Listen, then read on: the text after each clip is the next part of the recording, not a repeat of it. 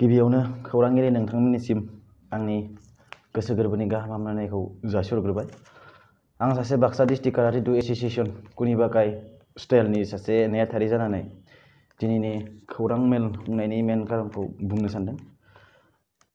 देग्लाय बोसोरनि 2020 मायथाइनि थांनाय डिसेम्बराव जालांनाय बिटिआर इलेक्शनाव देरहानानै इउपिपिएल, बिजेपि आरो जिएसपि बिथांमोना मोनथाम दोलोजों लोगो नांनानै जितु बिटिआर सरकार गोदान गभर्नमेन्ट दाबाय, बेखौ जोङो बाक्सा डिस्ट्रिक्ट काराटे डु एसोसिएशननिफ्राय गोसो गोरबोजों हामलायनाय जासिहरबाय बा जों बरायना लाबाय। आरो स्पेसियेलि बुंनांगोन जे जोंनि तामुलपुर ओनसोलनि बा बिटिआर गोदान गभर्नमेन्टनि जितु चिफ मानगोनां प्रमद सार बिथांखौ जोंनि बाक्सा डिस्ट्रिक्ट काराटे डु एसोसिएशननिफ्राय गोसो गोरबोजों खुलुमनाय थाबाय। आरो बिथांजों लोगोसे सरकाराव जिरायफानो हानाय जायफोर दैदेनगिरि सार नोंथांमोननिसिमबो जोंनि गोसो गोरबोनिफ्राय खुलुमनाय हामलायनायखौ जासिहरबाय। आरो फैबाय थानाय गोदान बोसोरनि 2021 मायथाइ गोदान बोसोरनि गोजोन हामलायनायखौबो आं गिबियावनो जासिहरग्रोबाय। जोंनि खौरां मेलनि गेजेरजों आं बेखौनो फोरमायनो सानोदि जों सासे प्लेयार हिसाबै बा जों सासे बाक्सा डिस्ट्रिक्टनि काराटे डु एसोसिएशननि दैदेनगिरि हिसाबै जों थांनाय समफोराव जेरैबायदि जोङो बिटिसि गभर्नमेन्टनिफ्राय जेरैबायदि जोङो हेफाजाब मोननांगौमोन सासे प्लेयार हिसाबै जों बेखिनि हेफाजाबखौ मोनाखै। मानो होनबा जोंबो सासे नेसनेल प्लेयार दङ, नेसनेल गल्ड मेडेलिस्ट दङ, सिलभार मेडेलिस्ट दङ। बेफोरबायदि जोङो खेला गेलेनानैबो जोङो जुदि नेसनेल खेला गेलेनानै बा स्टेट जोङो उइनार जानानै स्टेट लेभेलनि गेमखौ उइनार जानानै जुदि जोङो इन्टारनेसनेल लेभेलाव जुदि जोङो खाबु मोनाबा जों गेलेनायनि जेबो मिनिं थाहैनाय नङा।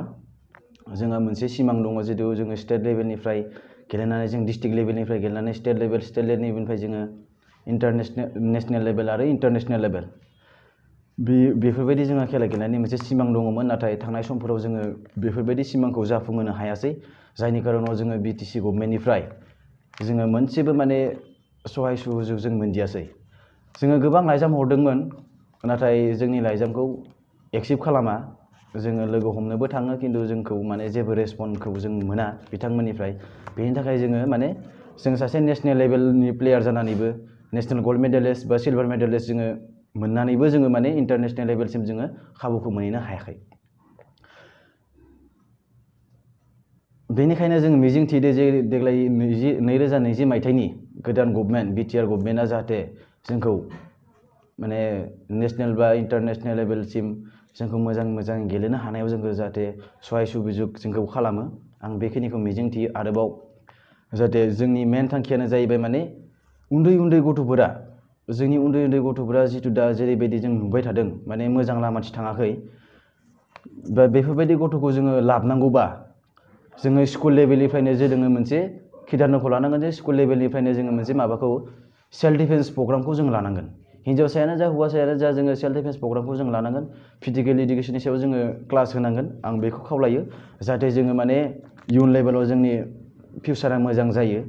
आरो आं नैबे प्रेस मिटनि गेजेरजों नोंथांमोननि खौरांगिरिनि गेजेरजों आं बेखौनो फोरमायनो सानोदि जाहाथे स्कुल लेभेलाव हाइ स्कुलानो जा कलेज लेभेलानो जा जाहाथे बेलेग स्टेटखौ आं बुंनो थाङा, बेलेग स्टेटआव दङ गैया आं बेखौ मिथिया, आं मोजांबो साननानै नायहराखै आरो मोजां मिथियाखैबो।